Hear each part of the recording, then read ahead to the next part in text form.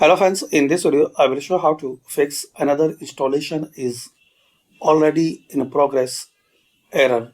So guys, to resolve this problem, just guys you have to firstly restart your system. Once guys you restart, so this problem will be fixed. Still you are facing problem after restart, so you can try the second method, search services.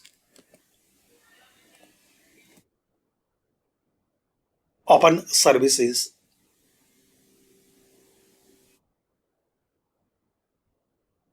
Now in this list guys you have to find out Windows installer.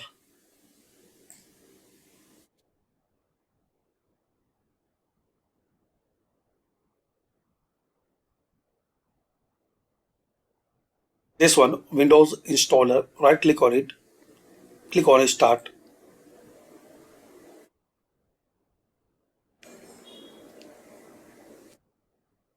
Now right click on Windows installer, click on properties, click on stop.